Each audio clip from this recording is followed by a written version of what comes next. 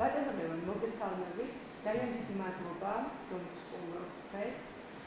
საქართველოში ალოვის პერიოდი არის, აქტიურ ფაზაში არის და რომ გითხრათ, წელს როგორი არის მიმდინარეობა ქართული ხორბლის მოსავლის აღების და რა ოდენობის მოსავალზე არის საუბარი წელს და წინა წელთან შედარებაც რომ გავაკეთოთ როგორი მაჩვენებლები გვაქვს. კი ბატონო, მოგესალმებით. მადლობა თემის დაინტერესებისათვის, მივესალმებით თქვენს ტელემაყურებლებს. რეალურად წელს მოსავლის საპროგნოზო მაჩვენებელი არის 200,000 ტონა, ანუ შარშანდელის მიახლოებით და ცოტა მეტი არის, ანუ სტანდარტული არის ეგ ციფრი ბოლო 2 წლის განმავლობაში. და ეს 200,000 ტონა განისაზღვრება შიგნით, ეს არის ჯამი, სასურსათოს და არასასურსათო ხორბლის.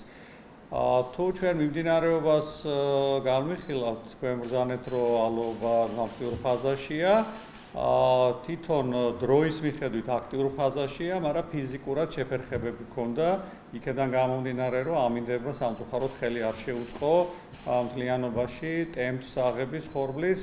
პირველი იყო რაღაც ციკლი, როდესაც 5 დღე გადაუღებლად წვიმდა, ეს იყო დაახლოებით 1-2 კვირის წინ, ეხლაც დაახლოებით 5 დღე წვიმდა. ამას პრინციპში ხელი შეუშალა მოსავლის აღებას სტანდარტულად და თვითონ გეგმიურად და მეორე მხრივ ამან ხელი შეუშალა პლუს ხორბლის ხარისხის მაჩვენებლები ფაქტიურად გარკვეულწილად პრობლემური გახდა, ანუ იმიტომ რომ თვითონ ნაწილი ხორბლის სასურსათოდან გადავიდა არასასურსათო ხორბალში და ეხლა დაახლოებით ამ 3 დღის განმავლობაში შტაბის ფარგლებში იცით რომ შტაბი არის შექმნილი სოფლის მეურნეობის სამინისტროში, ფაქტიურად იქ იქნება განხილული ეს საკითხი, რომ ეს პროგნოზები გარკვეულწილად ხომ არ გადაიხედება, მათ შორის ხორბლის ხარისხის მაჩვენებლების მიხედვით. სავარაუდოდ კორექტირება იქნება, იმედი გვაქვს, დიდი კორექტირება ამასთან დაკავშირებით არ იქნება, თუმცა ეხლა მიმდინარეობს ინფორმაციების შეგროვება სოფლის მეურნეობის სამინისტროში, შტაბში მონაწილეობთ ჩვენ, ფერმერები, პურის მწარმოებლები და რაც ყველაზე კარგი, ეხლა შემოგვიერთენ თვითონ კომბინირებული საკვების მწარმოებლები, მათ შორის ისინი წყიდულობენ ხორბალს, ამ შტაბის ფარგლებში მათ კომუნიკაცია არის. და არის კიდე მეფრინველეობის ფაბრიკები, რომლებიც აგრეთვე ყიდულობენ ხორბალს და მათი დაინტერესება შტაბის მუშაობაში საკმაოდ დიდია. შესაბამისად, შტაბის ფორმატი უფრო გაზრდილია.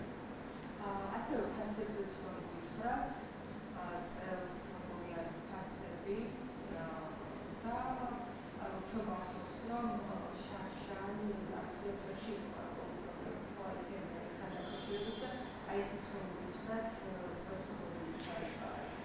კი ბატონო, შარშან სასტარტო ფასები, ანუ ანალოგიურად ეხა დღეს სტარტი მიმდინარეობს, გითხარით რომ ცოტა დააგვიანდა და მაგიტო სასტარტო ფასებზეა ლაპარაკი. შარშანდელი სასტარტო ფასები იყო დაახლოებით 60 თეთრის ფარგლებში 1 კილოგრამი სასურსათო ხორბალზე იყო ლაპარაკი, დღესდღეობით 70 თეთრი არის მაქსიმუმი ჩაბარების ფასი.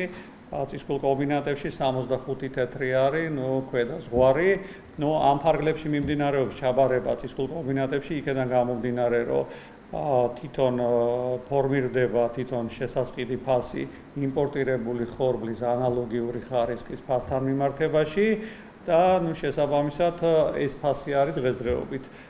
გითხარი სასტარტო ფასის შედარება თუ გავაკეთებთ, ანუ შარშან იყო 60 თეთრი სასტარტო, წელს არის 70 თეთრი, რაც ფერმერებისათვის კარგი არის რეალურად და კიდევ არის რომ გითხარით რომ თვითონ შემოუერთდა შტაბის ფარგლებში და მათ შორის ჩატი გვაქვს, ჩვენ მთლიანი ჩატი და იქაც იწერება ხოლმე ფასები გამოცხადებული და კომბიკორმის წარმოებლებს მაგალითად საფურაჟე ხორბალზე აქვს 60 თეთრი გამოცხადებული ჩაბარების ფასი, აგრეთვე 60 თეთრი არის საფურაჟე ხორბალზე, მათ შორის რამოდენიმე მეფრინველეობის ფაბრიკას გამოცხადებული.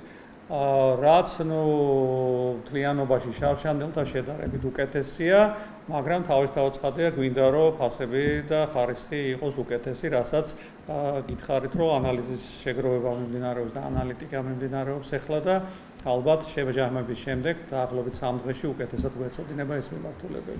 ასე რომ ვთქვათ, აი ხობის ბაზარზე გლობალურად როგორი ვითარება ფასებთან მიმართებაში ჩვენთან ვთქვათ ვიდეოს შემოდგომისთვის როგორ ელოდებით აი ამ ფასებთან დაკავშირებით რასაც ელოდებით და ქვის საკითხსაც რომ რა არის ამჟამად ფასი ტენდენცია ბაზარზე და სამომავლოდ ხომ არ არის მოსალოდნელი რომ მას გარკვეული ცვლილებები ქვითთან მიმართებაში ფასში კი ბატონო, ისტორიულად წლიდან წლამდე, რა თქმა უნდა, არსებობს გამონაკლისი წლები, მოსავლის აღების პერიოდში, მათ შორის რეგიონალურად და მსოფლიოში, როდესაც მოსავლის აღება ხდება, გარკვეული წნეხი არის ხოლმე ფაზზე, იმიტომ რომ თავისთავად ცხადია, პროცესი მიმდინარეობს, რომ ხორბლის აღება ხდება, ის ხორბალი, რომელიც ჯერ კიდევ დარჩენილია მარაგების სახით ქვეყნებში, მათი გამოტანა ხდება და ახალი ხორბლის შეტანა. ეს ორი პროცესის ურთიერთქმედება ყოველთვის ამ პერიოდში იწვევს წნეხს ფასებზე, ანუ ფასების უკან წამოსვლას. შესაბამისად, დღესაც იგივე პროცესი მიმდინარეობს თვითონ რეგიონალურად, რუსეთში მიმდინარეობს აღების პროცესი და დაბინავების პროცესი, აგრეთვე უკრაინაში მიმდინარეობს, ევროკავშირის ბაზარზე მიმდინარეობს და შესაბამისად ეს ფაქტიურად ფასებზე ზეწოლას ახდენს. აქედან გამომდინარე ფასები ოდნავ შემცირებულია, თუ მაგალითისათვის ჩვენ პირობებზე თუ გადმოვიტანთ იმპორტირებული ხორბლის შემოტანა, ჯერ კიდევ სადღაც 1 თვის წინ იყო 1 ლარის ფარგლებში, კილოგრამზე თუ გადავიტანთ, დღეს არის შემოტანა დაახლოებით 80 თეთრის ფარგლებში, 85 თეთრის ფარგლებში და ეხლა რატო ვამბობთ ამას და მე დავასახელე ციფრი, ჩაბარების ფასია ქართული 70 და 65. ანუ სხვაობა განპირობებულია იმით, რომ იმპორტირებული ხორბლის ფასთან მიმართებაში ჩათვლა ხდება DGGS-ი და ქართული ხორბლის მიწოდებით, განთავისუფლებულია DGG-დან. შესაბამისად, ესაა ზუსტად ის სხვაობა, დაახლოებით 18%, რომელიც განპირობებულია იმპორტირებული ხორბლის მიღების ფასს და ადგილობრივი ხორბლის მიღების ფასს შორის. აქედან გამომდინარე, ეს ფასებია დღესდღეობით. სავარაუდოდ მომავალი თვენახევარი 2 თვის განმავლობაში თუ გარკვეული კატაკლიზმები მსოფლიოში არ მოხდა, ეს ფასები გვექნება და შეიძლება ოდნავ ქვემოთ წამოვიდეს და სექტემბრი-ოქტომბერიდან რეალურად ფასები იზრდება ხოლმე, როდესაც დაბინავდება თვითონ ხორბლის მოსავალი და შემდგომ გარკვეულწილად გარკვეული სტაბილიზაცია და ზრდა არის ხოლმე. თუმცა წელს რა იქნება ზუსტად არ ვიცით, მაგრამ მე ვამბობ კლასიკურად ასე წლებში როგორ ხდება. დაველოდებით სექტემბერს, შემდგომში უკვე და შემდგომი ტრენდი იქ განისაზღვრება. აი, ქვის ხარისხთან დაკავშირებით როცა ის ბოლოს შეხვედრების ვისაუბრეთ, კონკრეტულად თავაზება ხარისხის შემოწმებასთან დაკავშირებით და ამ თემასთან რა არის ქვილის ხარისხთან მიმართებაში, პრინციპში ეგ თემა ამოწურულია, იმიტომ რომ შემდგომ თვითონ პურის წარმომადგენლებმაც გააკეთეს კომენტარი, თუ გახსოვთ, რომ ფაქტიურად ხარისხთან მიმართებაში მათ პრეტენზია არ აქვთ, იმიტომ რომ რუსულ ხორბალშიც და რუსულ ქვილშიც არის ხოლმე ანალოგიური გამოწვევები. რა თქმა უნდა, ბაზარზე არის ასეთი გამოწვევები, მათ შორის რუსულ ქვილში, ქართულ ქვილში, მაგრამ ეს არ არის ტენდენცია. შესაბამისად, ეს საკითხი ამ შემთხვევაში ამოწურულია, მაგრამ ჩვენი შეთავაზება ისევ ძალაში რჩება იმასთან დაკავშირებით, რომ ჩვენ შეგვიძლია ნებისმიერ აკრედიტებულ ლაბორატორიაში თუ რომელიმე წისქვილთან მიმართებაში საქართველოში იქნება პრეტენზია, ეს თქვათ დასკვნა გამოვაქვეყნოთ, მაგრამ რეალურად ვფიქრობთ, რომ ეს საკითხი ამ წუთისთვის ამოწურული. თუ კიდე გააქტიურდება, ჩვენ იგივე მეთოდით შეგვიძლია მეყურეებთან ურთიერთობა. კი ბატონო, ამჟამად ქვილის ფასი არის 56 ლარის ფარგლებში, ერთი ტომარა ეს არის თვითონ პირველი ხარისხის ქვილი, საიდანაც პური წვება, 56 არის და ველოდებით ხორბლის ფასის შემცირებასთან დაკავშირებით შესაძლებელია ფასმა დაიწიოს დაახლოებით ტომარაზე 3-4 ლარი.